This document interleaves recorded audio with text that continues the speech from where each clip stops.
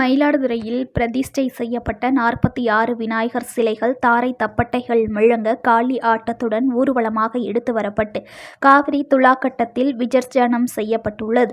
விநாயகர் சதுர்த்தி பண்டிகை நாடெங்கும் எழுச்சியாக கொண்டாடப்பட்டது. மயிலாடுதுறை மாவட்டத்தில் விநாயகர் சதுர்த்தியை முன்னிட்டு 395 விநாயகர் சிலைகள் கோவில்களில் பிரதிஷ்டை செய்யப்பட்டு வழிபாடு மேற்கொள்ளப்பட்டது. ஆங்காங்கே கோவில்களில் பிரதிஷ்டை செய்யப்பட்ட விநாயகர் சிலைகள் பலத்த போலீஸ் பாதுகாப்புடன் நீர்நிலைகளில் கரைக்கப்பட்டு வருகிறது. மயிலாடுதுறை மற்றும் சுற்றுவட்டார கிராமங்களில் கோவில்களில் இந்து முன்னணி சார்பில் வைக்கப்பட்டிருந்த 46 விநாயகர் சிலைகள் இன்று இரவு மேளதாள வாத்தியங்கள் முழங்க ஊர்வலமாக வாகனங்களில் எடுத்து வரப்பட்டது.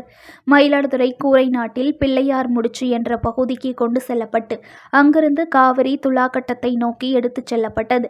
காளியாட்டம், பம்பை, உடுக்கை, மேளதாள வாத்தியங்கள் முழங்க இளைஞர்களின் ஆரவார ஆட்டத்துடன் காவிரி துலாக்கட்டம் வந்தடைந்த விநாயகர் சிலைகள் பக்தர்களின் பக்தி முழக்கங்களோடு துலாக்கட்ட காவிரியில் விசர்ஜனம் செய்யப்பட்டது.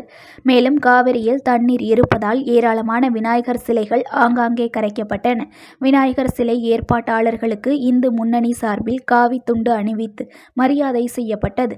மாவட்ட காவல் கண்காணிப்பாளர் ஸ்டாலின் தலைமையில் ஏராளமான போலீசார் பாதுகாப்பு பணியில் ஈடுபட்டனர்.